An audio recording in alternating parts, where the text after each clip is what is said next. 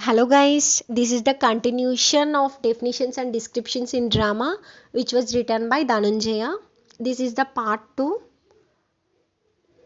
I have already discussed the classification of drama and elements of plot, 5 stages of action, 5 junctures, characteristics of the hero, types of heroes, the hero as a lover, companions of the hero. Now we are going to discuss about selection of the principal subject. Selection of the principal subject. Whenever a writer or whenever a person is decided to write a drama, he must okay he must have to select he must have to write the principal subject as the following way. Okay, as the following way. These are the points we should remember in our in we should kept in our mind. Okay, in a play in which the hero is endowed with attractive qualities of the type is known as self-control and exalted, glorious, eager for fame, of great energy, a preserver of the three Vedas, a ruler of the world, of renowned lineage, a royal seer, or a god in that the instant for which hero is renowned is to be made the principal subject. That means that principal subject should have these following qualities. The hero must have attractive qualities, and he must be self-controlled, and he must be exalted, and he must be very glorious, and he must be eager for fame, and he has greater energy, and he must be a preserver of three Vedas. He must be a ruler of the world. Okay, these are the various these are the qualities must be included in the principal subject. And then adaptation of the story. The writer should adapt the story in the following way. Whenever whatever in it, that is in the original story, whatever unsuited to the hero are inconsistent with the sentiment, it it is to be omitted or arranged in another way. Here we can see in a story something is inconsistent to the sentiment, that is not suited with the hero, then it should be omitted. We should not include that in the story. Okay, after determining upon the beginning and end of the play in this manner, and after dividing it into 5 parts, the author should further break up into small sections. The division called junctures, the subdivision should be 64 in number. I already discussed about 5 main plots and 5 stages of actions, and again 5 junctures. Here this second point is also that thing only. We should have include that 5 stages of action and 5 elements of plot and 5 junctures, and each juncture has 12 subdivisions. 5 junctures. Okay, 5 junctures, 5 into 12, how many? 5 12s are how many?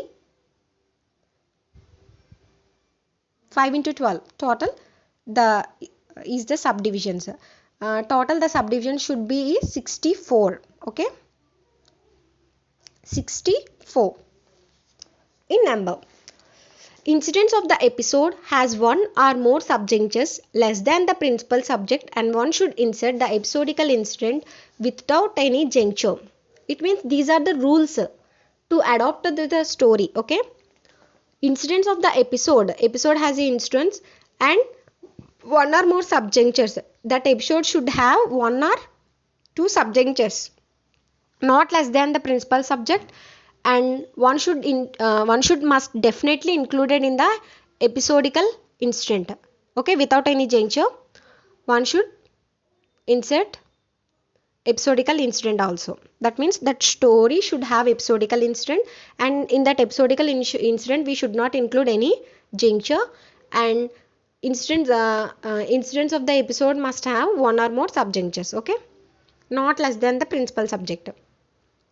At the beginning of the plot, one should put an explanatory scene or an act.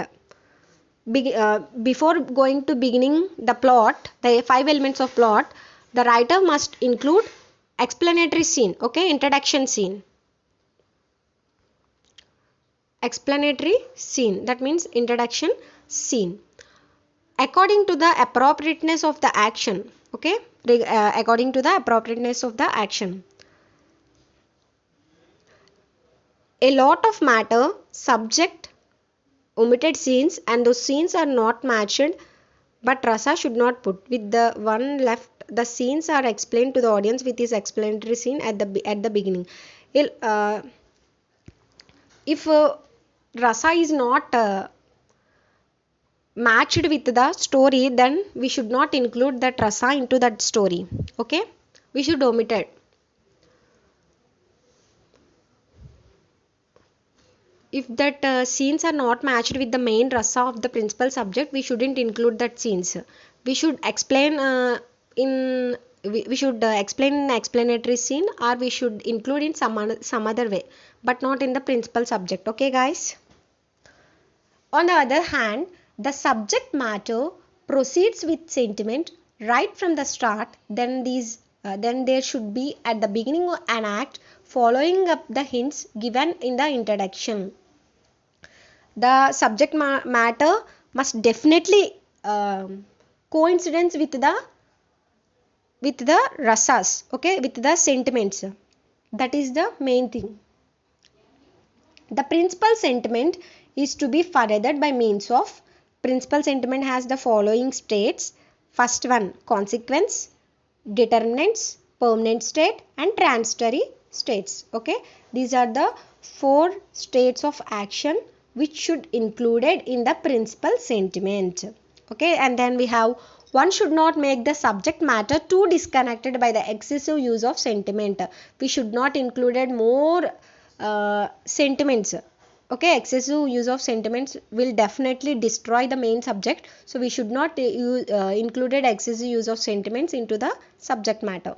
One sentiment, either heroic or erotic, is to be made the principal sentiment. Definitely one sentiment, whether it is heroic or whether it is erotic, is the main principal sentiment. All other sentiments should be made subordinate, and remaining whatever sentiments we have, it should included as subordinate sentiments. Marvelous sentiment should be employed only in the conclusion. That marvelous sentiment must be included in the end of the story. Okay, sentiments and its production. Sentiment results when a permanent state produces a pleasurable sensation through the operation of determinants, consequence, involuntary states, and transitory states. Sentiments definitely results in the permanent states. Okay, permanent states, it gives us a pleasurable sensation at the end of the story. Among these, a determinant is that which causes the development of the states by its being recognized. These determinants was divided into 2 forms. Okay, these determinants was divided into 2 forms. First one, fundamental determinants, and second one, excitement determinants. Basing on these determinants only, at the finally we get the pleasurable sensation of that story. Audience will get that pleasurable sensation. First one, alambana, and second one, udipana. Okay, and after determinants we have consequent. Consequent is an external manifestation that serves to indicate a feeling. It gives it helps to indicate a feeling. Okay, it will it forms the external manifestation. And third one, we have state. A state is brought about by emotional states such as pleasure and pain is the realization of such states. These states which gives us emotion. Okay, whether it is gives pleasure, happiness, or either it gives us pain. Okay, and then we have involuntary states are separate, but it is a category of consequence, but they are different just because of their arising from the inner nature, and this is realization of such states. Involuntary states comes under this consequent stage, and these also arising from the inner nature, and it is also gives us such kind of pleasure and happiness, pleasure and pain. And involuntary states has these various forms of 8 states. First one, paralysis, fainting, horripilation, sweating, change of color, trembling, weeping, change of voice. Okay, these 8 involuntary states arises from the inner nature, and this gives us realization. Okay, this gives us realization. So these are the 4 forms. Okay, 4 forms of sensations. Okay, with the help of these 4 forms only, we will get a pleasurable sensation at the end of the story, at the end of the drama. Without this 4, it cannot be a successful drama, and it cannot be a successful production of the story. First one, determinants. Second one, consequence. Third one, involuntary states. And fourth one, transitory states. What is a transitory states? These transitory states helps us to brings us pleasure and pain at the end of the story. The transitory states are those that are especially accompany the permanent state in corporation, emerging from it and again being submerged in it, like the waves in the ocean. It emerges, basically it is a permanent state, and it is a cooperation with some other state also. Okay, like it is like an ocean, and it will submerge like waves of the ocean. Okay, this is nothing but transitory states.